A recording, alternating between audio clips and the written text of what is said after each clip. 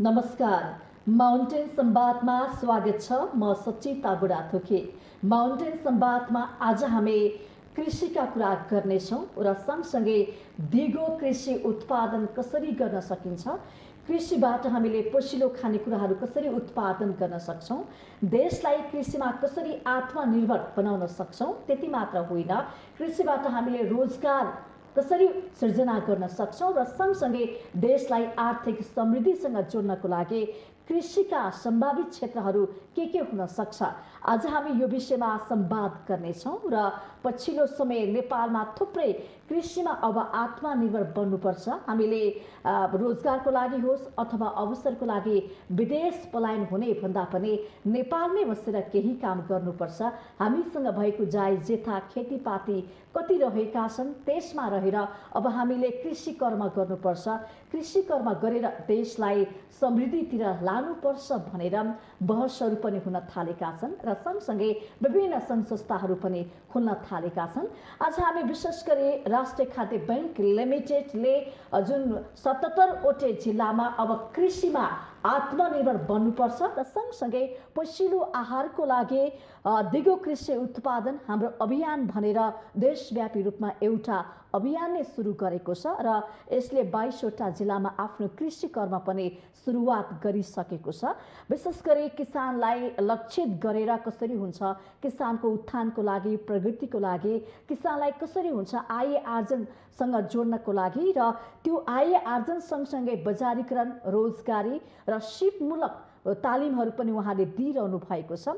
हामी विशेष गरी कसरी देशलाई आर्थिक रूपमा सक्षम सबल बनाउन सक्छौँ भनेर विशेष संवाद गर्दैछौँ माउन्टेन संवादमा। त्यसको लागि हामीसँग हुनुहुन्छ राष्ट्रिय खाद्य बैंक लिमिटेडका कार्यकारी अध्यक्ष शङ्करनाथ उप्रेतीज्यू। यहाँलाई स्वागत छ। स्वागतम, धन्यवाद, नमस्ते। आराम हुनुहुन्छ? हजुर, एकदम ठिक छु। अब मुलुकलाई हामी कृषि प्रधान देश भनेर चिन्ने गर्छौँ। वास्तवमा ठ्याक्कै हामी कृषि प्रधान देश हो भन्ने ठाउँमा छौँ? होइन, भन्न चाहिँ हामी कृषि प्रधान देश भनेर भन्छौँ, तर अवस्था चाहिँ कस्तो छ भने अहिले 2 खर्ब बराबरको चाहिँ कृषि उपजहरू बाह्य देशबाट ल्याएर खान्छौँ। अब झन्डै 67% चाहिँ किसानहरू भएको देश भनेर भनिन्छ, तर यहाँभित्रको कृषि उपजले चाहिँ हाम्रो पूर्ण रूपमा चाहिँ ग्राहस्थ उत्पादनमा योगदान पुर्याउने कुरादेखि सबै कुरा हेर्ने भने अत्यन्त न्यून छ। जस्तो तपाईँको ग्राहस्थ उत्पादनमा कृषि प्रधान देश हो वा कृषि उपजबाट कृषिबाट कति छ त भन्दाखेरि चाहिँ 25%देखि चाहिँ 28% भन्दा उँभो जान सकेको छैन अहिलेसम्म। त्यसले पोइन्टमा कहिलेकाहीँ यसो तलमाथि भए पनि त्यसले गर्दाखेरि के हो भने भनाइ र गराइमा तादम्यता छैन। जस्तो हाम्रो कृषि प्रधान देश भनेर भनिसकेपछि कृषि काम गर्ने मान्छेहरूमा हुनुपर्ने खालको चाहिँ जुन म किसान हुँ, मैले चाहिँ यो किसानी पेसा गर्दाखेरि चाहिँ अपनाउँदाखेरि चाहिँ मेरो सम्मान आउँछ, म चाहिँ किसान हुँ भनेर चाहिँ भन्न सकिने, गर्वका साथ भन्न सकिने अवस्था छैन।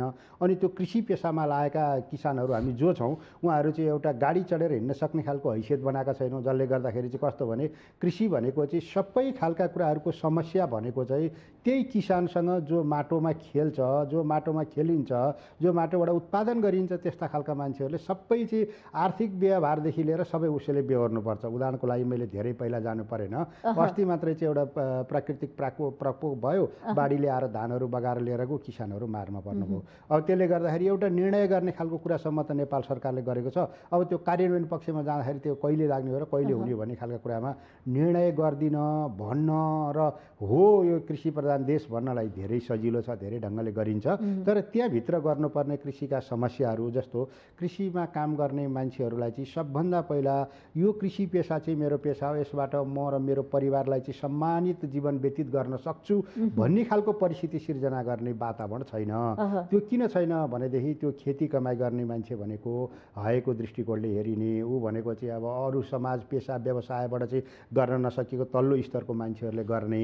अब अहिले त झन् हुँदाहुँदै कस्तो भइदियो भने खेती कमाइ गर्ने मान्छेहरू आफ्नो खेती कमाइप्रति चाहिँ लाग्ने परिस्थिति पनि बनेन, त्यो लागेको चाहिँ आफ्ना कृषि उपजहरूले बजारीकरणको पाउने सम्भावना पनि रहेन।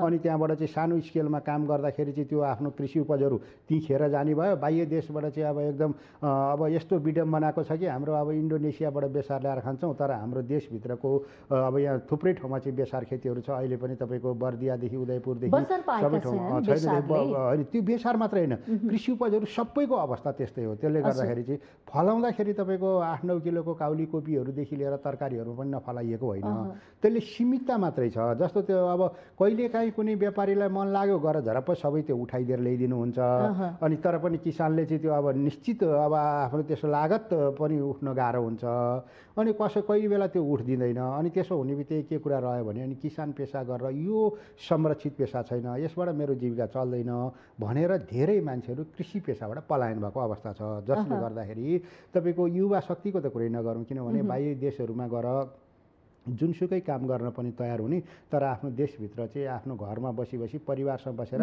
आफ्नो घर खेतमै चाहिँ खेती कमाइ नगर्ने परिस्थिति सिर्जना गरियो। त्यो राज्यले गरेको सिर्जना। यहाँले भन्नुभयो वर्तमान भनौँ न कृषि पेसाको अवस्थाको बारेमा चित्रण गरिरहँदाखेरि तपाईँले पनि अब कृषिमा आत्मनिर्भर बन्नुपर्छ है, कृषिबाट रोजगार सृजना गर्नुपर्छ। अब कसरी हुन्छ, पसिलो खाना हामीले उत्पादन गर्नु पर्यो, कृषिमा दिगो विकास गर्नु पर्यो भनेर अभियान स्वरूप लाग्नु भएको छ। तपाईँहरू कसरी काम गरिरहनु भएको छ, अब कसरी चाहिँ कृषिमा आत्मनिर्भर बन्ने? होइन, हामीले चाहिँ के गरेको छौँ, यसमा हाम्रो चाहिँ कृषिका विज्ञहरू, माटोका विज्ञहरू, वनस्पति विज्ञहरू, वातावरणविदहरू, अनि कृषिमा चाहिँ अहिले आधुनिकीकरण गरिएका देशहरू इजरायल, कोरिया, जापान, चाइना जस्ता देशहरूमा गएर चाहिँ सिकेर आउनुभएको, देखेर भोगेर पढेर आउनुभएको साथीहरूको टिम मिलेर हामीले के योजना बनायौँ भने अब यो देशमा सधैँ यो कृषि भनेर कृषिको नाम मात्रै जपेर मात्रै हुँदैन, यो गायत्री मन्त्र होइन। अब यसलाई चाहिँ मूर्त रूपमा काम गरेर देखाउनुपर्छ र त्यो देखाएर चाहिँ परिणाम ल्याउनुपर्छ। र सबभन्दा पहिला किनभने तपाईँले वा हामीले अहिले पनि खाएका छौँ भने त्यो कृषि उपजहरू चाहिँ हामीले प्रयोग गर्नुपर्छ, जसले गर्दाखेरि चाहिँ अब त्यस्तो खालको चाहिँ जो मेरो स्वास्थ्यको लागि ठिक छ है भन्ने खालको खानेकुरा बनाउनुपर्छ।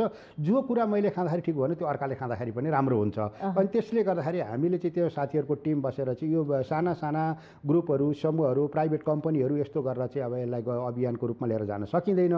त्यसले गर्दा चाहिँ एउटा राष्ट्रिय खाद्य बैङ्क लिमिटेड बनाऊँ, जो चाहिँ बैङ्कको रूपबाट गरौँ। अब बैङ्क भन्ने बित्तिकै अब अहिले हामीले धेरै खालका बैङ्कहरू देखाएको छौँ, कहीँ ब्लड बैङ्क छन्, कहीँ अक्सिजन बैङ्क छन्, कहीँ भूमि बैङ्क छन्, कहीँ चाहिँ विषयगत बैङ्कहरू धेरै अब नीति बैङ्कहरूका कुराहरू आइरहेछन्। यस्ता धेरै बैङ्कहरू बनेका छन् भने हामीले यो कृषिसँग सम्बन्धित काम गर्ने गरी कृषि उपजहरूलाई चाहिँ उत्पादन गर्ने, भण्डारण गर्ने, बिक्री वितरण गर्ने समेतको चाहिँ तयारी गरेर चाहिँ गुणस्तर खानेकुराहरू जो अहिले सेफुडको रूपमा प्रयोग गर्न सकिन्छ त्यस्ता खानेकुराहरू उत्पादन गर्नको लागि पहिलो त्यो उत्पादन गरिसकिएको कुराहरू चाहिँ अनि भण्डारण गर्नको लागि सुरक्षित भण्डारण गरिसकेपछि त्यसलाई ग्रेडिङ गर्ने, प्रशोधन गर्ने, प्याकेजिङ गर्ने, बिक्री वितरण सहित गर्ने गरी एउटै चक्रबाट, एउटै साइकलबाट चाहिँ यसलाई जाने गरी हामीले तयारी गरेका छौँ। जसले गर्दा उपभोक्ताले तपाईँको चाहिँ हाल्ने थालीमा खानेकुराहरू उत्पादनको चाहिँ आलीदेखि थालीसम्म पुग्न सक्ने गरी चाहिँ हामीले यसको तयारी गरेका छौँ। र त्यही ढङ्गले अहिले हामीले चाहिँ यो जे जति कामहरू गर्छौँ त्यो जति काम सबभन्दा पहिला हामी सेफुडको रूपमा प्रयोग गर्ने गरी, स्वास्थ्यवर्धक खानेकुराहरू बनाउने गरी, त्यसै गरी हाम्रो चाहिँ मूल उद्देश्य पनि पोषिलो आहारको लागि दिगो कृषि उत्पादन हाम्रो मूल अभियान भनेर भनेको छ। हाम्रो चाहिँ अभियान खाद्य सम्प्रभुता, खाद्य सुरक्षा, खाद्य सुरक्षाको लागि भयो, अनि पोषण सुरक्षाको लागि भयो। किनभने खानेकुराहरू अहिले अधिकांश हामीले देखेको भोगेको कुरा के हो भने तपाईँको यो खानपान र रहन सहनको कारणले गर्दा हामी धेरै बिरामी भएका छौँ। किनभने स्वास्थ्यवर्धक खानेकुराहरू हामीसँग छैन। हामीले जहाँ गएर पनि खाउँ, तपाईँ एकपटक यसो उदाहरण मात्र लिने हो भने नेपाल अधिराज्यभर जुनसुकै ठाउँमा जानुहोस्, पहिला गएर मेनु हेर्ने बित्तिकै के छ भन्दा मोमो, चाउमिन यस्ता खालका कुराहरू जो चाहिँ मैदाबाट बनेको स्वास्थ्यलाई चाहिँ फाइदा नहुने खालका कुराहरूको एउटै खालको चाहिँ खानाको परिकारहरू सबै ठाउँमा रहन्छ। त्यसले हाम्रो स्वास्थ्यलाई फाइदा गर्दैन। जसले गर्दा चोकरयुक्त खानेकुराहरू जो चाहिँ स्वास्थ्यवर्धक खानेकुराहरूको रूपमा रहन्छन्, त्यही गहुँ खानुपर्छ भने नि मैदा बनाएर खाने होइन, त्यो गहुँलाई चाहिँ पिनेर खाउँ न, आटा बनाएर खाउँ न। जसले गर्दाखेरि चाहिँ त्यसमा धेरै फाइदा हुन्छ। त्यो बोक्रा फाल्ने खालको चलनहरू जो स्वास्थ्यवर्धक कुराहरू चाहिँ छ, त्यो चोकरयुक्त कुराहरू चाहिँ फाल्ने कुराहरू छ, त्यही खालको कुरा हामी खाँदा खाँदै अब के भइदियो भने हामीले एउटा पुस्तालाई नि त्यसमा बानी पारिसक्यौँ। जस्तो बाबु उठ्ने बित्तिकै अथवा उहाँले हुने बित्तिकै बिस्कुट खाऊ, चाउचाउ खाऊ, मोमो खाऊ, यस्ता खालका कुराहरू, पिज्जा खाऊ, के खाऊ, जो चाहिँ छैन त्यो जे कहिलेकाहीँ यसो मिठोको लागि भनेको होला होइन, अब एक दुई पटक। तर हाम्रो चाहिँ फुड हेबिट नै त्यस्तो बनाइसक्यौँ हामीले, जसले गर्दाखेरि हामीले जङ्क फुडहरूमा जस्तो हामीले हाम्रो सयौँ परम्परागत चलिआएको जस्तो तपाईँ कोदो भन्नुहोस्, कोदो बाली भनेको यस्तो हो, तपाईँको चाहिँ 10औँ वर्ष त्यहाँ राखिदिनुहोस्, त्यो घुन लाग्दैन, पुत्ली लाग्दैन, किरा लाग्दैन, त्यो चाहिँ जस्ताको तस्तो रहन्छ र त्यो चाहिँ क्यान्सरको प्रतिरोधात्मक क्षमता हुन्छ, त्यो आइरन हुन्छ। त्यसमा चाहिँ यति खालको चाहिँ हाम्रो यस्तो घुँडाहरू दुखेको, हड्डीहरू दुखेको यस्तो खालको कुराहरूमा औषधिको रूपमा प्रयोग हुन्छ। तर त्यो हामी त अधिकांश मान्छे विशेष गरी सहरका मान्छेहरूले कति कोदो प्रयोग गर्नुभएको छ भनेर यदि त्यसको स्याम्पल लिने हो भने कतिको त मुखमै परेको छैन, कतिको परेको एकपटक दुईपटक भन्ने खाले कुरा मकै पनि त अनि एउटा हजुर क्यान्सरको लागि हो नि, उपचार त्यस्तो होइन। हाम्रो स्वास्थ्यमा चाहिँ प्रतिरोधात्मक क्षमता वृद्धि गर्ने खालका खानेकुराहरू जस्तो अहिले पनि संसारभरि हेर्नुहुन्छ भने तपाईँले सबभन्दा बढी संसारमा प्रयोग हुने भनेको गहुँ हो। गहुँकै परिकारहरू प्रयोग हुन्छ, त्यो तपाईँ जुनसुकै देशमा हेर्ने हो भने पनि तथ्याङ्कले त्यो बताउँछ। दोस्रोमा मकै हो। अब त्यो मकैका पनि विभिन्न चाहिँ बनाएर चाहिँ परिकारहरू बनाएर खाने चलन छ। दोस्रोमा मकै हो। तेस्रोमा मात्रै हाम्रो धान हो। धान चाहिँ विशेष गरी हामी लगायतका केही देशहरू मात्र हो, नत्र त्यत्रो धेरै धानको प्रयोग हुँदैन। तर पनि अब हामीले खाने खालका चाहिँ यी कृषि उपजहरू अहिले नेपाल सरकारको तथ्याङ्कले बताउँछ कि बाह्य 102वटा देशबाट चाहिँ कृषि उपजहरू यहाँ भित्रेको भन्ने खालको कुरा देखिन्छ। अब त्यसले गर्दाखेरि सबै खालका कुराहरू यहाँ हाम्रो देशभित्र बन्ने कुराहरू पनि उत्पादन हुने कुराहरू पनि जो चाहिँ एकदम राम्रो खालको खानेकुराहरू छ त्यो खालको कुराहरू नबनाइकन बाहिरबाट ल्याउने खालका कुरा चाहिँ हामीले आतुर गर्छौँ। किनभने अब त्यो व्यावसायिक रूपबाट व्यवसाय गर्ने जो व्यापारीहरू हुनुहुन्छ उहाँहरूले यहाँको चाहिँ अब यो कृषिलाई हामीले कसरी हेऱ्यौँ भनेदेखि यो परम्परागत रूपबाट चाहिँ जसरी हाम्रो जीविकोपार्जनको प्रणालीको रूपमा रहेको थियो अहिले पनि त्यस्तै खालको भयो। केही ठाउँमा चाहिँ अलिकति व्यावसायिकता रूपबाट जाने गरी तयारी गरिए तापनि त्यो व्यावसायिक रूपबाट जाने खालको कुरोलाई पनि अब कस्तो रहिदियो भने एउटा लगानीको कुरा रह्यो। पहिला कृषिमा होइन, पहिला तपाईँको त लगानीको कुरा रह्यो। लगानीमा चाहिँ व्यावसायिक खेती गरौँ भनेर केही साथीहरूले चाहिँ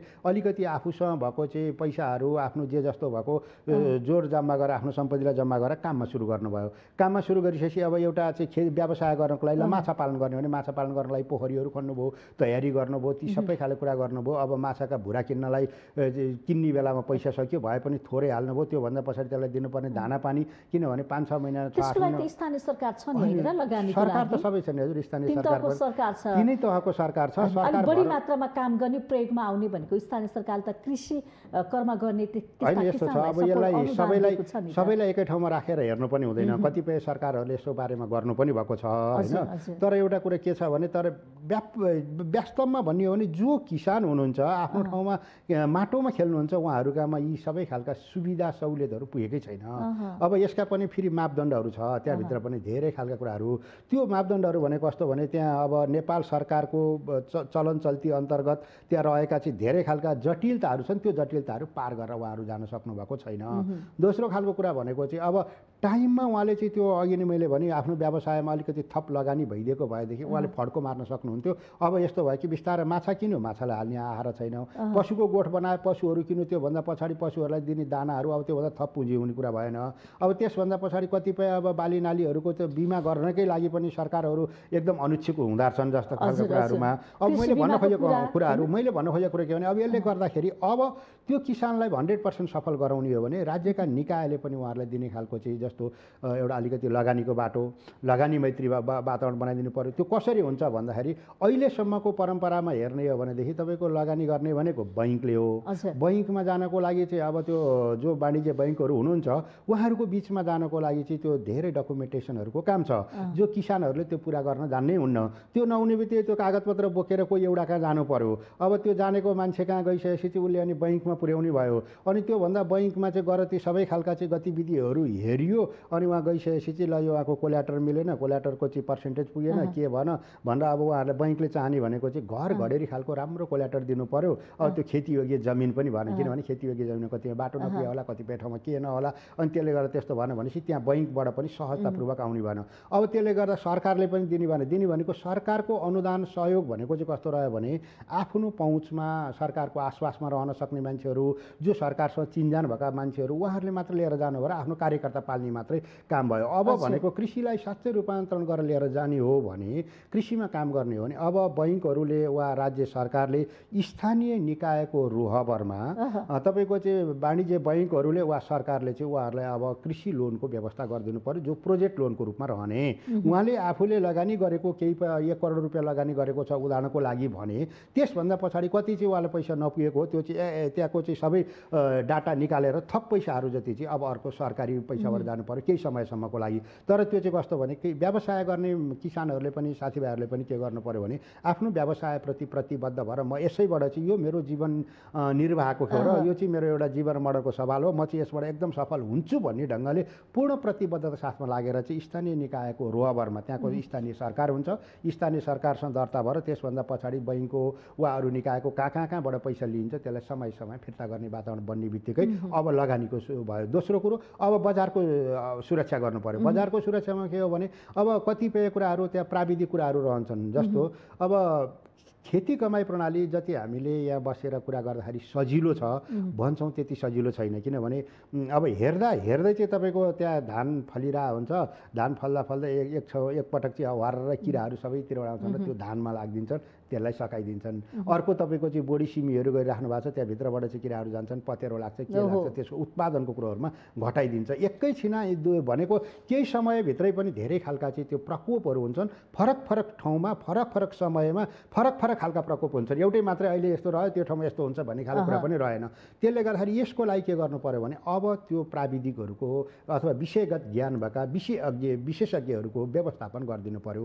अब नेपाल सरकारले के गर्न सक्छ भने अहिले पनि मैले देखेको कुरामा नार्कबाट चाहिँ रिटायर भएर बस्नुभएको वा कृषि कलेजहरूबाट पढाएर कृषिको बारेमा जानकारी लिएर काम गरेर बस्नुभएको जो एउटा समय सीमा पुगेपछि नेपाल सरकारबाट उहाँहरू रिटायर हुनुहुन्छ, जो नेपालको ऐन अन्तर्गत छ। त्योभन्दा पछाडि पनि उहाँहरू टायर त हुनुभएको छैन, रिटायर मात्रै भएको, काम गर्न त सक्नुहुन्छ।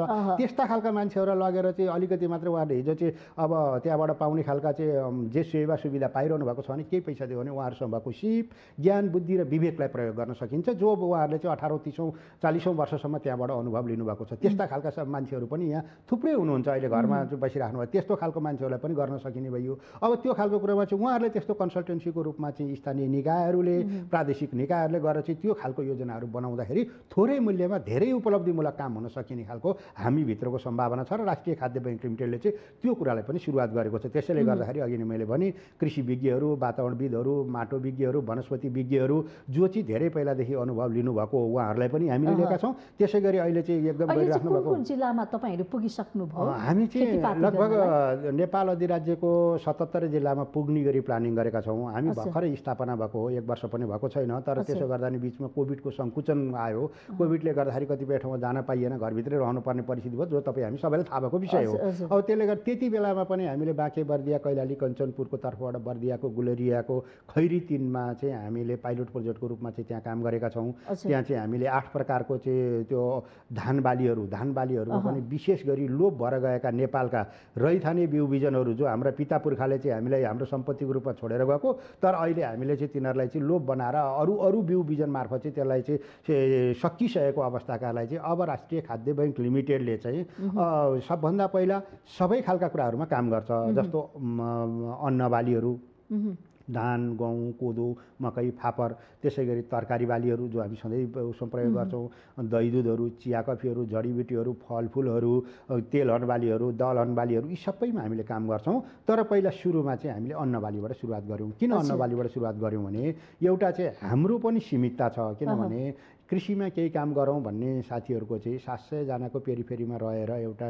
टिमले चाहिँ आफूसँग भएको चाहिँ आफ्नो घाँस काटेर उब्रेको पैसा चाहिँ लगानी गरेर यो नेपाल सरकारले पनि यसमा आएको छैन, बाह्य अनुदान सहयोग पनि केही छैन। हामी केही गरेर देखाउँछौँ र यो अभियानको रूपमा हामी अगाडि बढ्छौँ र यो अभियानले नेतृत्व गर्दै गएपछि भोलि सबै निकायहरूलाई हामी यसमा सहभागी गराउन सकिन्छ भनेर चाहिँ अनि त्यहाँबाट हामी लागेको टिमले चाहिँ काम गरेका छौँ। 2 अर्ब रुपियाँ पुँजी चाहिँ यसको चुक्ता पुँजी राखेर चाहिँ अब अहिले 1 अर्ब चाहिँ चालु पुँजी राखेर हामी अगाडि बढ्ने गरी तयारी गरेका छौँ र त्यही अनुसारको काममा हामी गएका छौँ। अब कम्पनी रजिस्टर कार्यालयमा चाहिँ हामीले दर्ता भएर हाम्रा काम गतिविधिहरू गरेका छौँ। स्थानीय निकायहरूमा दर्ता भएका छौँ जहाँ हामीले काम गरेका छौँ। यसलाई चाहिँ एउटा उद्योगको रूपबाट, कृषि उद्योगको रूपबाट लिएर जाने गरी तयारी गरेका छौँ र यसो गरिरहँदाखेरि चाहिँ त्यहाँ हामीले पाइलट प्रोजेक्टको रूपबाट चाहिँ अहिले हामी आफैले 8 प्रकारको धानको बिउहरू चाहिँ त्यहाँ लगेर हेऱ्यौँ, जो चाहिँ तपाईँको बासमती चामलको रूपमा, जो रैथाने बालीको रूपमा, ती लोप वर्गका अनादि लगायतका चाहिँ त्यो धानहरूलाई चाहिँ हामीले त्यहाँ गएर अहिले लगाएर हेऱ्यौँ। हेर्दा कतिपय चाहिँ राम्रोसँग तिनीहरूको चाहिँ उत्पादन भयो त्यो ठाउँमा। अब त्यहाँ चाहिँ हाम्रो विषयगत विज्ञहरू हुनुहुन्छ। सबभन्दा पहिला माथिको अब धानको लागि धानको विज्ञ, गहुँको लागि गहुँको विज्ञ, कोदाको लागि कोदाको, माटोको लागि सबै वनस्पतिको लागि आफ्नो ठाउँबाट चाहिँ सबै विज्ञहरू सहभागी हुनुहुन्छ। अनि त्यसै गरिरहँदाखेरि चाहिँ हामीले त्यो पाइलट प्रोजेक्टमा चाहिँ त्यो देखाउनको लागि त्यहाँको किसानहरूलाई आएर हेर्नुहोस् है, यसरी काम गर्नुपर्छ, यो काम यस्तो हुन्छ, यसबाट यो फल्छ, यसरी हुन्छ भनेर ती सबै खालका कुराहरू देखाउने गऱ्यौँ। र त्यसो गरिरहँदाखेरि चाहिँ हामीसँग चाहिँ यो राइस डक फार्मिङको विषयमा चाहिँ जो चाइनाबाट सुरु भएर जापानमा गएर सफल प्रविधिको रूपमा रहेको खेती प्रणाली पनि व्यावसायिक रूपबाट राष्ट्रिय खाद्य ब्याङ्क लिमिटेडले चाहिँ यसलाई भित्र्याउने काम गऱ्यौँ। अनि त्यो चाहिँ प्रोफेसर डाक्टर चन्द्र पोखरेलको नेतृत्वमा चाहिँ हामीले त्यो काम अगाडिपट्टि बढायौँ। अनि बढाइरहँदाखेरि गरिरहँदाखेरि के देखियो भने त्यहाँ गएर चाहिँ हजुरको धान रोपेको 20-22 दिन पछाडि 20-22 दिनको हाँसका चल्लाहरू त्यहाँ पठायौँ। अब त्यो हाँसका चल्लाहरू त्यहाँ गएपछि दिनी पछि चढ्दै राति खोरमा ल्याउने भयो, दिनभरि चढ्दै आउने भयो। अब हाँसलाई पनि कम कस्ट पर्ने भयो, किनभने उसले त्यहाँ गएर चाहिँ झारहरू खाने भयो, हिलोहरू खाने भयो, भ्याकुताहरू खाने भयो, किराहरू फट्याङ्ग्राहरू के चाहिने खाने भयो। उतापट्टि धानलाई पनि के भने उसले गोड दिने भयो। अब त्यो धान गोड दिने बित्तिकै चाहिँ हामीले रोपेको बेलादेखि एकैचोटि फुल खेल्ने बेलामा त्यो हाँस निकालिदिउँ अनि त्यहाँबाट काट्न गए भयो, जसले गर्दाखेरि उत्पादनमा पनि वृद्धि भयो। अब एउटा हाँसबाट चाहिँ 5 किलोसम्म चाहिँ मल हुँदो रहेछ। त्यसो गर्दाखेरि चाहिँ 1000 हाँसबाट गर्दा 5000 केजी मल चाहिँ त्यहाँ चाहिँ प्राङ्गरिक मल रह्यो, जो बाली चक्र अनुसार त्यो धान काटिसकेपछि अर्को बाली हामी जुन लगाउँछौँ त्यसमा पनि कुनै मल हाल्नु परेन। यसरी चाहिँ हामीले त्यहाँबाट खेती प्रणाली गर्दाखेरि अब के भने लागत पनि कम रहने भयो। अनि त्यहाँ अब त्यो अहिले हामीले हाँसको चाहिँ त्यहाँ गरिरहेछौँ। तर हाम्रो नेपालको विडम्बना कस्तो छ भने अघि नै पनि हामीले खानपिनका विषयमा तपाईँ हामीले कुरा गऱ्यौँ। त्यसो गर्दाखेरि यो हेबिट शैली भनेको कस्तो छ भनेदेखि तपाईँको अब त्यो हामीले खानेकुराहरूको बाछौँ पहिला खाएको भन्दा हामी खाँदै रहेनछौँ। जस्तो हाँस त्यति राम्रो प्राकृतिक हाँस छ जो चाहिँ त्यो चल्ला भएको बेलादेखि सधैँ चाहिँ गएर त्यो पानीमा हिलोमा खेलेर आएर बसेको छ, त्यसले दानाहरू के भनेको अरू केही पनि खाएको छैन, त्यो प्राकृतिक उत्पादन छ। त्यो हाँस खाने खालको हाम्रो संस्कारै छैन। अब हामी के गर्दा छौँ भनेदेखि बरु त्यो ब्रोइलर कुखुराहरू जो चाहिँ भ्याक्सिन दिएको छ त्यो पटक दिनौँ दिन भ्याक्सिन दिएर चाहिँ त्यति चाँडो बढाइएको त्यो कुखुरा चाहिँ हामी खान एकदमै धेरै खोज्ने, जो स्वास्थ्यको लागि असर गरिरहेको छ त्यस्तो। किनभने हामी त्यो कुखुरा खायौँ भने हामी पनि कुखुरा जस्तै मोटै हुने भयो, रोग लाग्ने भयो, धेरै कुराहरू हुने भयो। त्यसले गर्दा त्यो विषादी छ अथवा भनेको भ्याक्सिनको मात्र खान चाहिँ हामी त्यति एन्टिबायोटिक खान चाहिँ यति चाँडो हतार गर्छौँ। तर त्यो प्राकृतिक हाँस खान चाहिँ हामी हतार गर्दा रहन्छौँ, त्यो कालिज खान चाहिँ हामी हतार गर्दा रहन्छौँ। त्यसले गर्दाखेरि के हो भने यसरी यो व्यावसायिक रूपबाट अब अहिले हामीले परीक्षणको रूपमा चाहिँ त्यसलाई प्रयोग गरेको हो। अब बजारको कति बिगामा सुरु गर्नु भएको छ तपाईँ? त्यहाँ हामीले 50 बिगामा चाहिँ राष्ट्रिय खाद्य ब्याङ्क लिमिटेडले किसानहरूको जग्गा लिएर चाहिँ हामीले परीक्षणको रूपमा गरेका छौँ। किसानहरूसँग मिलेर चाहिँ 518 बिगा जग्गामा चाहिँ हामीले उहाँहरूसँग गरेका छौँ। त्यो कृषि उपजहरूलाई चाहिँ हामीले लिने गरी तयारी गरेका छौँ। तर विडम्बना के रहिदियो भने अब अहिलेको बाढी धान तपाईँहरूले रोप्नु हजुर त्यो रोपेका छौँ र त्यो चाहिँ अहिले हामीले आउँदो अब यो लगत्तै अहिले काट्दैछौँ, अलिकति समय पछाडि कोही अलि पाक्दैछ, किनभने त्यो अलिक ढिलो पाक्छ। अब त्यसले गर्दाखेरि कम फल्छ। अब त्यसलाई चाहिँ किसानहरू त्यति धेरै लगाउनु हुन्न, किनभने त्यो अरू हाइब्रिडहरूको जातसँग त्यो गर्दाखेरि अब त्यो पछाडि पाक्ने भएको भएर किराहरूको रोगहरूको त्यो चाहिँ एकदमै त्यो अहिलेसम्म भएकोमा चाहिँ के हो भने जस्तो धान चामलहरूमा चाहिँ सबभन्दा राम्रो बास्नादार चामल, अब त्यो खान योग्य खालको र त्यो चाहिँ चौलानी सहित प्रयोग गर्न मिल्ने गरी चामल पखालेको पानीलाई सहित हामीले चाहिँ प्रयोग गर्न मिल्ने गरी, जस्तो दालमा तरकारीमा वा केमा प्रयोग गर्ने हो त्यसरी जाने गरी चाहिँ यो पहिला हाम्रा बाबुबाजेहरूले जसरी गर्नुभएको थियो त्यसै गरी गर्ने गरी चाहिँ अहिले हामीले त्यो गरेका छौँ।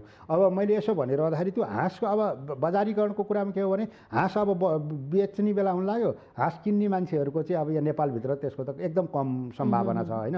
हामीले त्यो पनि अध्ययन गर्दैछौँ र यदि यो हाँस खेतीलाई चाहिँ व्यवस्थित गर्न सकियो भने डबल टेबल फाइदा हुँदो रहेछ। एउटा तपाईँको लगानीमा कम पर्ने भयो, कस्ट कम पर्ने बित्तिकै त्यो लगानीमा सस्तोमा आयो।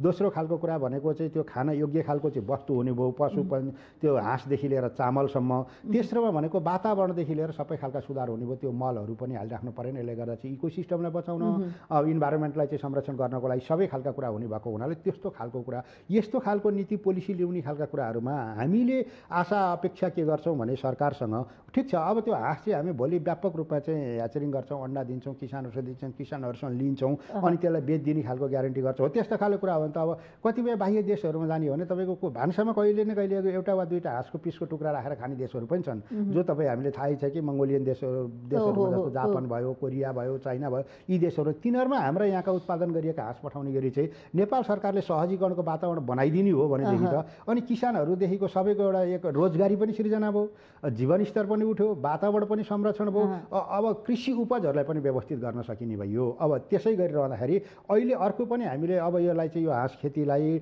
राइस डक फार्मिङको रूपलाई व्यावसायिक रूपबाट अब राष्ट्रिय खाद्य बैंक लिमिटेडले नेपालभित्र भित्र्याएको छ र यी सबै सम्भावनाहरू हामीले गरेका छौँ।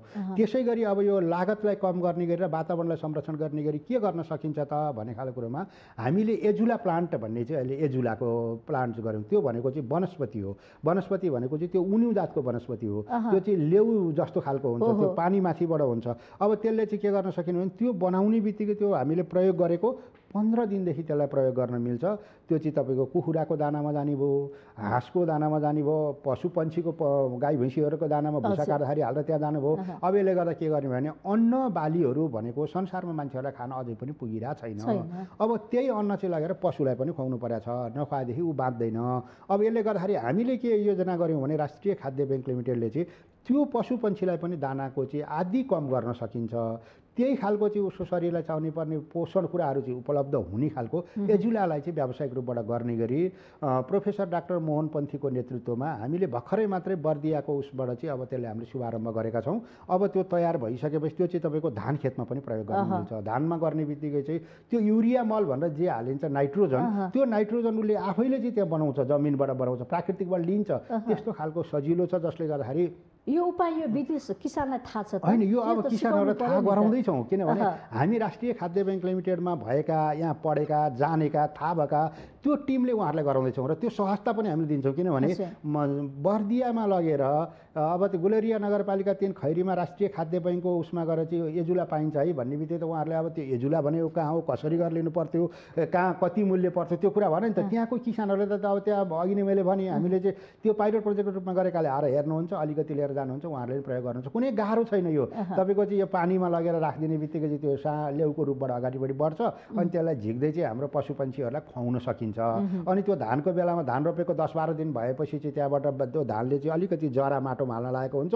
त्यो बेलामा चाहिँ त्यो चिसो भएको ठाउँमा चाहिँ लगेर त्यो प्लान्ट छरिदिने बित्तिकै चाहिँ अब त्यसको बिउ जस्तो हुन्छ, त्यसलाई छरिदिने बित्तिकै सरर त्यो गरेर फिजिन्छ। अनि त्यहाँबाट 15-20 दिन पछाडि त्यो हरियो भएर त्यो सबै ठाउँमा चाहिँ धान खेतभरि ढाकिसकेको हुन्छ।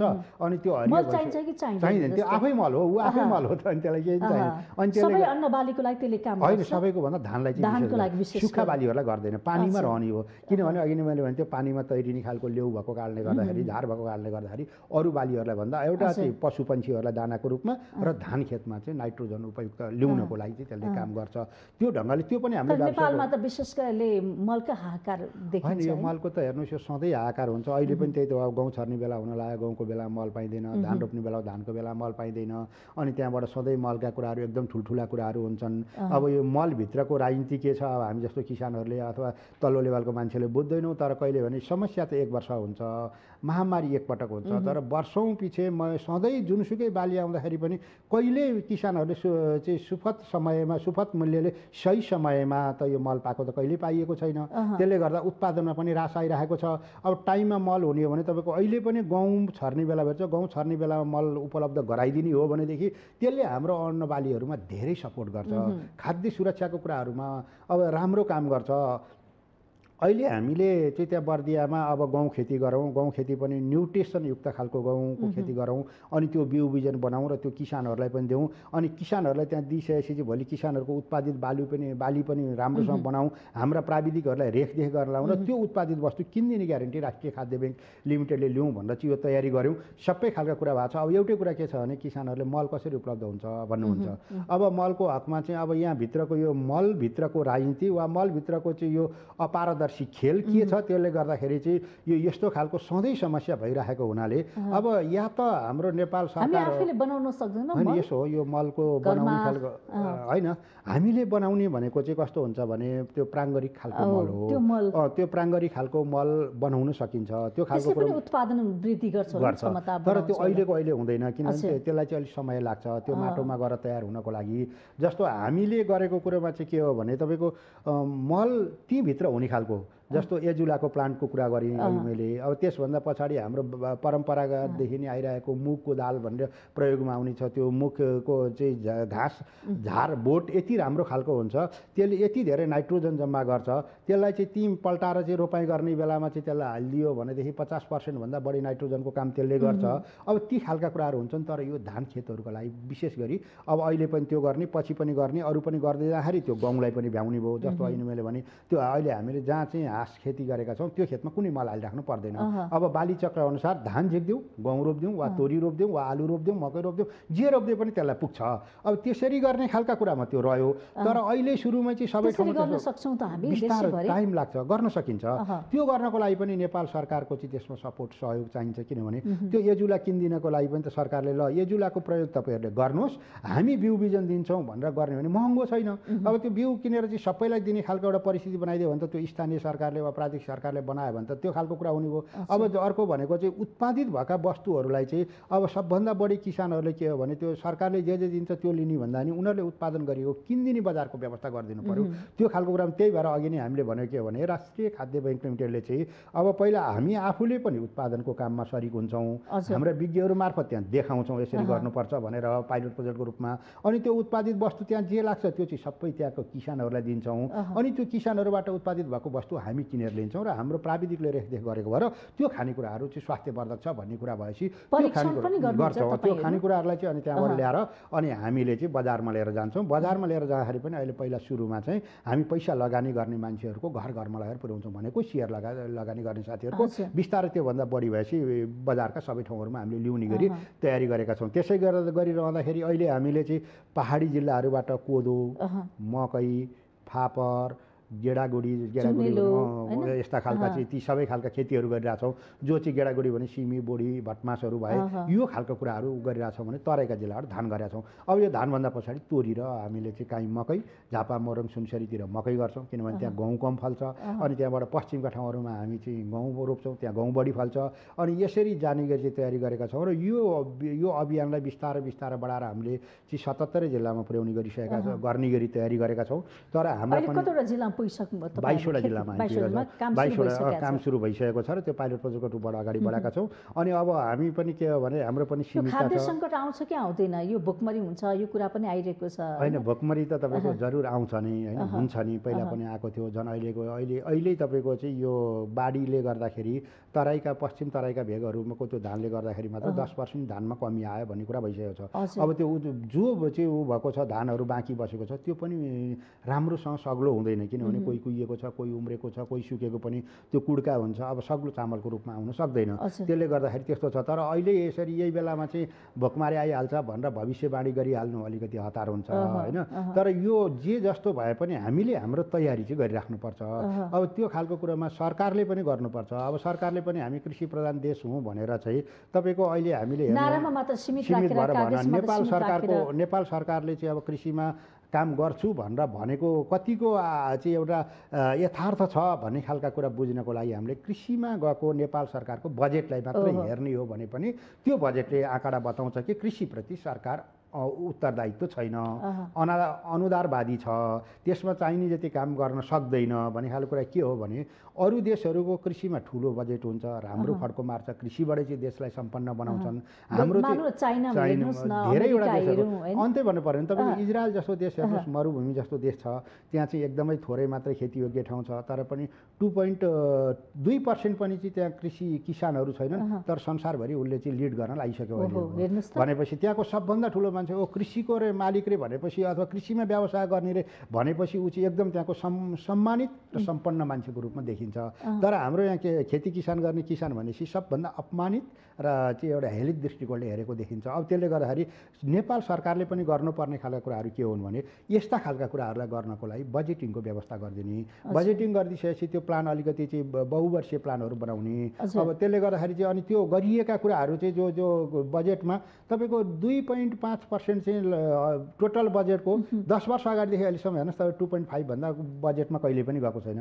त्यसभित्र फेरि त्यो सबै उत्पादनको काममा मात्रै लाग्ने हो र होइन नि। त्यहाँ त अब प्रशासनिक खर्चहरू हुन्छ, तालिम गोष्ठीहरू हुन्छन्, अथवा चाहिँ त्यो मर्म समारोह हुन्छन्, के हुन्छन्, त्यहाँ सबै खालका टोटल बजेटमा छ। त्यसबाट चाहिँ त्यो आधी मात्रै गयो भने आधी आउँदाखेरि अब 1.5% मात्रै त के चाहिँ देशमा चाहिँ यत्रो कृषिमा उथलपुथल हुन्छ भन्ने खालको कुरा रह्यो। त्यसले गर्दाखेरि होइन, लगानीलाई पनि वृद्धि गर्नु पर्यो, त्यो सही ठाउँमा गर्नु पर्यो, अलि व्यवस्थित खालको कुराहरूलाईमा चाहिँ काममा दिनु पर्यो। जस्तो चाहिँ एकदम क्षणिक रूपमा अब चक्लाबन्दी गरेर खेतीपाती गर्ने भन्ने कुरा पनि आयो नि अगाडि। हजुर, होइन त्यो त एकदमै राम्रो पक्ष हो। चक्लाबन्दी गर्दाखेरि अहिले भन्दा तपाईँको 25% चाहिँ तपाईँको कृषि उपजहरूको चाहिँ वृद्धि हुन्छ भनेर आँकडाले बताउँछ, विज्ञहरूले भन्नुहुन्छ।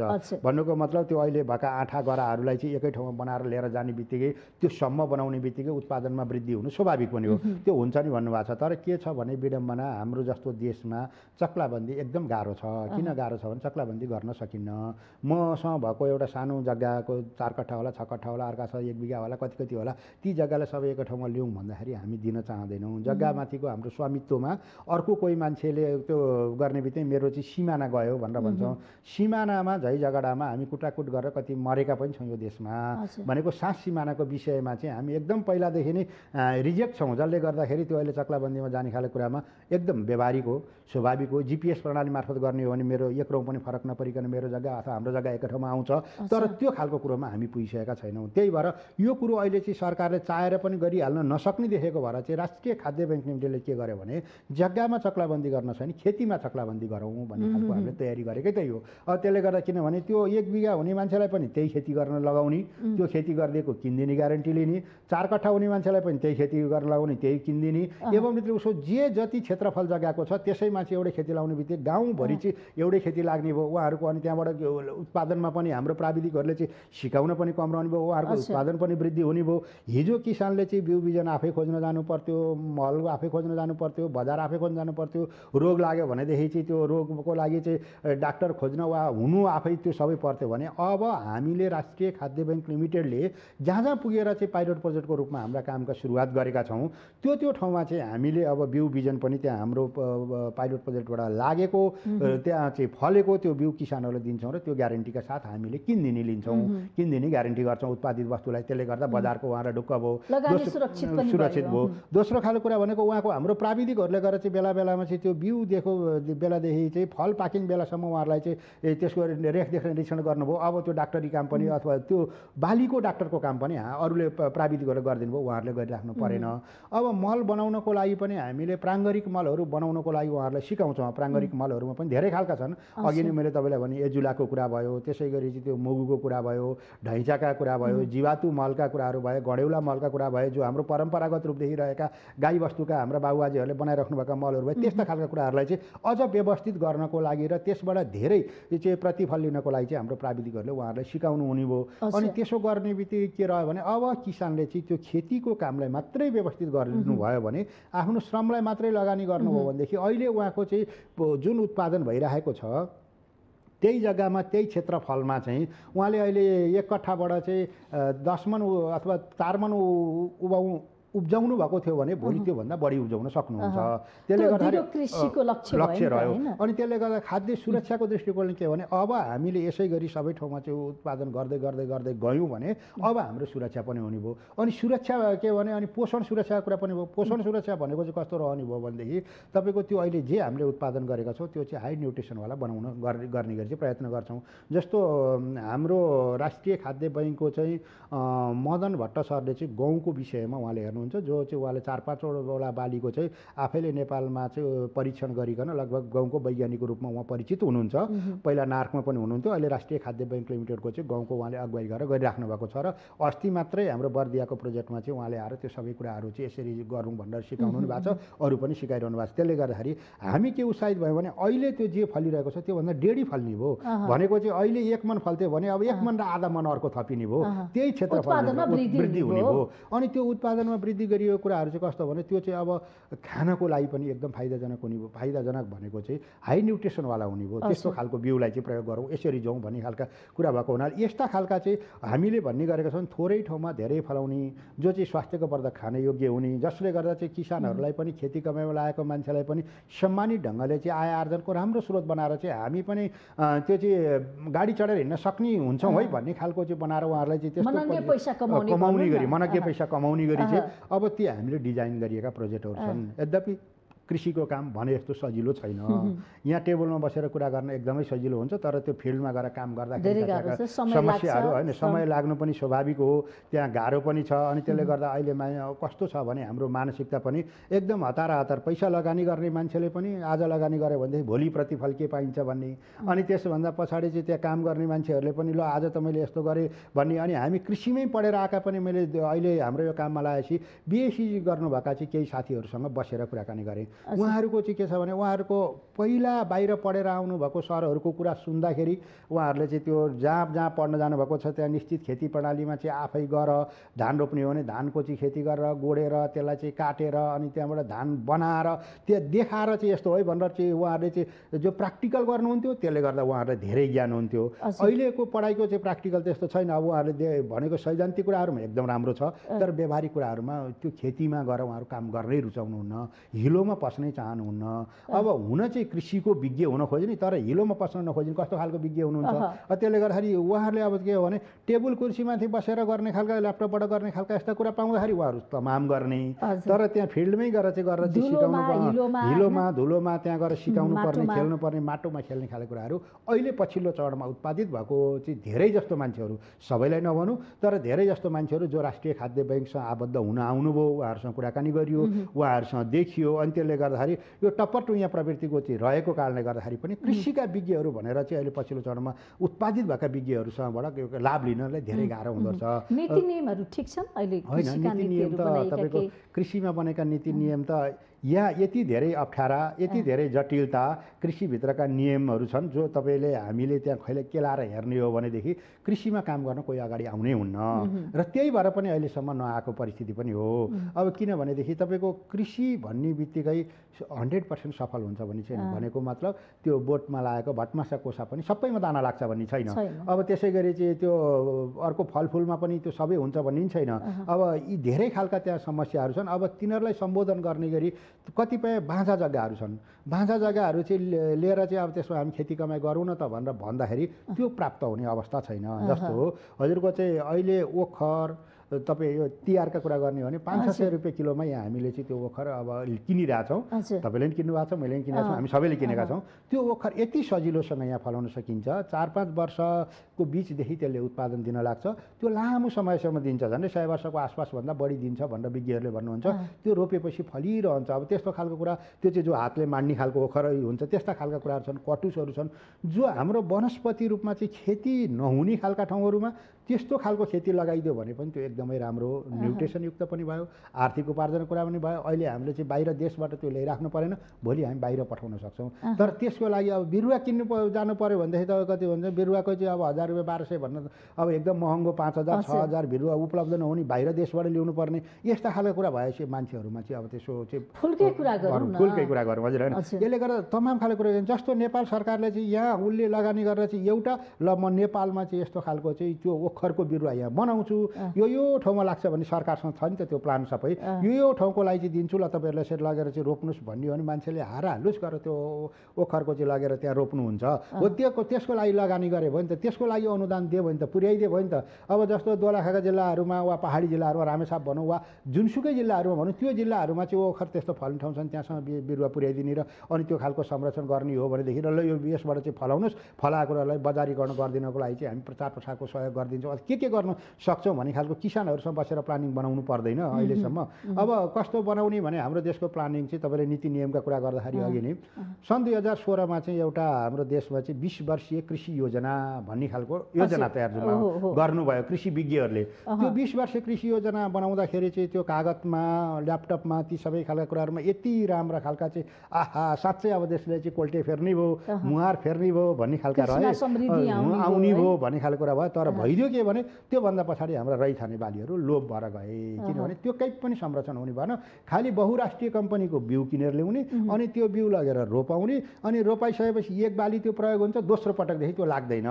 अनि त्यसले गर्दाखेरि त्यति मात्र होइन, अब बहुराष्ट्रिय कम्पनीका चाहिँ तथा नाम्ची यहाँ बिउहरू आउनु लाग्यो। हिजो अस्ति मात्रै आउँदैछ भक्तपुरमा चाहिँ त्यहाँ किसानहरू चाहिँ मर्कामा पर्नुभयो। अब त्यसले बिउ धान पाक्ने बेलामा भाला लागेन। अब त्योभन्दा विडम्बना के हुन्छ हेर्नु त। अब त्यो किसानले चाहिँ त्यत्रो मेहनत गरेर चाहिँ सबै काम गरिसकेको छ, खाने बेलामा भाला लाग्दैन। अब त्यसको जवाफदेही त को हुने भन्दाखेरि त त्यो बिउ यहाँ भित्राउनको लागि दिने हो भने नेपाल सरकार हुनु पर्यो। त्यो बिउ बेच्ने मान्छेले स्वीकृति लिएको छैन भनेदेखि त्यसलाई लगेर कारबाही गर्नु पर्यो। होइन भनेदेखि त्यो नेपाल सरकारले त्यसको दायित्व र जिम्मेवारी लिनु परेन भन्दा देशमा त हाम्रो सरकारका त यस्ता नीति नियमका त कुरै छैन। जसलाई जे मन लाग्यो उसले त्यही काम गर्दाखेरि हुने भयो। अनि भोलि जतिखेर समस्या आएपछि चाहिँ अनि त्यहाँबाट त्यो समस्याको चाहिँ सबै भार चाहिँ किसानले बोक्नुपर्ने, चाहे त्यो मलको हकमा होस्, बिउको हकमा होस्, वा अरू दैविक प्रकोपको हकमा होस्, वा नेपाल सरकारको नीति निर्माणका कुराहरूमा होस्। अब एउटा काहीँ बाटोमा पहिरो गइदिन्छ, पानी आइदिन्छ, बाटो बगाइदिन्छ, अब त्यो बाटो महिनौसम्म बनेको हुँदैन, त्यो कृषि उपजहरू कुहिएर गएको हुन्छ। अनि अब व्यावसायिक रूपबाट खेती गर्ने मान्छेले त त्यो बाटो बनाएर लिएर जान सक्दैन हो। यस्ता खालका कुराहरू जो छन् त्यसको लागि चाहिँ अब यो कृषिमा देशलाई आत्मनिर्भर नबनाइकन नेपाल सरकारले, नेपालमा रहेका पार्टीहरूले वा यहाँ सरकार बनाउँछु भन्नेवालाहरूले आर्थिक समृद्धिका कुरा जे जति गर्ने हो भने सबभन्दा पहिला कृषिलाई नै हेर्नुपर्छ। सम्भावना क्षेत्र हाम्रो कृषि नै हो। कृषि भन भनेदेखि समृद्धि एकदमै दिन सकिन्छ, रोजगारी नेपाल बनाउन एकदम आरामसँग सकिन्छ। त्यो जे सुखी नेपाली समृद्ध नेपाल भनेकै कृषिभित्र छ।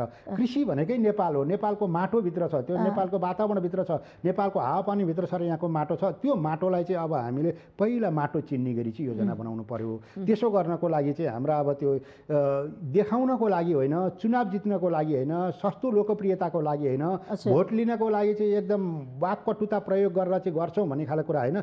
देखिने गरी रिजल्ट आउने गरी चाहिँ अब पार्टीहरूले, दलहरूले वा सरकारले यो खालका कुरा गरिएन भनेदेखि भोलि सबै खालको असफलता हुन्छ। सरकार असफलता हुनु भनेको यो देशका किसानहरू असफलता हुनु हो, यहाँका जनताहरू असफलता हुनु हो। अहिले भइसकेको छ, किनभनेदेखि हाम्रो यत्रो युवा जनशक्तिहरू जति सबै बाहिर गएर चाहिँ इजरायलमा गएर चाहिँ त्यो तपाईँको त्यत्रो तातो घाममा चाहिँ इजरायलभित्र गएर चाहिँ त्यही गोलभेडाका पात गोड्न सक्ने, त्यही गोलभेडा फलाउन सक्ने, त्यही तरकारी खेतीमा काम गर्न सक्ने, हाम्रो यहाँ चाहिँ गर्न नसक्ने। तपाईँ यति राम्रो ठाउँ छ कि यो वातावरण बनाइदिनु पर्यो सरकारले। अब त्यसले गर्दाखेरि चाहिँ अब हाम्रो प्रत्येक 2 घन्टाको फरकमा जानुहोस्, एकदम राम्रो फरक खालको चाहिँ मौसम छ, हावापानी छ, त्यहाँ फरक खालको, फरक क्वालिटीको, फरक स्वादको चाहिँ खानेकुराहरू उत्पादन हुन्छ, उत्पादन गर्न सक्छ। त्यो गर्ने खालको तयारी गरेर अब कस्तो छ भने तपाईँको गोलभेडा त मोटामोटी हामीले यहाँ बनाइरहेका छौँ, प्याज बाहिरबाट ल्याउँछौँ, अनि त्यसभन्दा पछाडि चाहिँ तपाईँको लसुन बाहिरबाट ल्याउँछौँ, कागती बाहिरबाट ल्याउँछौँ। त्यो कागती भनेको 12 महिना फल्छ, पहाडमा पनि फल्छ, तराईमा पनि फल्छ। त्यसलाई राखिदिने खालको ठाउँ मात्रै बनाइदिने हो भनेदेखि हामीले भनेका छौँ राष्ट्रिय खाद्य बैंक लिमिटेडले। त्यही भएर अहिले तपाईँसँग कुरा गर्दाखेरि यो जग्गालाई चक्लाबन्दी गर्न नसक्दा खेतीलाई चक्लाबन्दी गऱ्यौँ। अब त्यो उत्पादित वस्तुहरूलाई चाहिँ राख्ने ठाउँ मात्रै बनायौँ भनेदेखि भण्डारणको कुरालाई अलिकति व्यवस्थित गरिकन सरकारले चाहिँ हामीलाई चाहिँ सपोर्ट गरिदिने हो भने तपाईँको उचित मूल्यको कुरा पनि छ होइन। 8-10 वटा विषयहरूमा अथवा 8-10 वटा वस्तुहरूमा हामी 3 वर्षभित्र देशलाई आत्मनिर्भर बनाउँछौँ, त्यस एकदम सक्छौँ। तर त्यो राख्ने ठाउँ चाहिने फलेको बेला त प्याज फलाउनु कुनै गाह्रो छैन। हामी यति धेरै प्याज फलाउँछौँ तर त्यो फलाइसकेपछि राख्ने ठाउँै छैन। अनि त्यो फलाएपछि राख्ने ठाउँ नभएपछि त फलाउन सकिने कुरै भएन। फलाउने भनेको हामीले होइन, किसानलाई चाहिँ फलाउन लाउँछौँ, किसानबाट हामीले लिन्छौँ। अनि त्यो राख्ने ठाउँ भइसकेपछि चाहिँ हामीले बाहिर पठाउने खालका चाहिँ यी कामहरू भन्दा हाम्रो बजारलाई व्यवस्थित गरिदिने काम भयो भने हामी सक्छौँ भन्ने खालको कुरामा। समयको लागि यहाँलाई धेरै धेरै धन्यवाद। धन्यवाद सचिताजी। तपाईँले पनि यसरी चाहिँ राष्ट्रिय खाद्य ब्याङ्कको बारेमा आम पब्लिकको बिचमा जाने, सुसूचित हुने एउटा चाहिँ परिस्थिति सिर्जना गर्नुभयो। तपाईँ लगायत तपाईँको टिम र जो श्रोताहरू सुनेर बसिरहनु भएको छ राष्ट्रिय खाद्य ब्याङ्क लिमिटेड अब यो देशलाई आए चाहिँ कृषिमा आत्मनिर्भर बनाउने गरी आएको छ भन्ने खालको कुराको शुभ सन्देश चाहिँ एउटा गर्न पाएकोमा धन्यवाद, नमस्ते। आज हामीले कार्यक्रम माउन्टेन संवादमा राष्ट्रिय खाद्य बैंक लिमिटेडका कार्यकारी अध्यक्ष शङ्करनाथ उप्रेतीज्यूलाई निम्ताएका थियौँ। कार्यक्रमबाट म पनि बिदा हुन्छु। माउन्टेन टेलिभिजन HD हेर्दै गर्नुहोला। नमस्कार।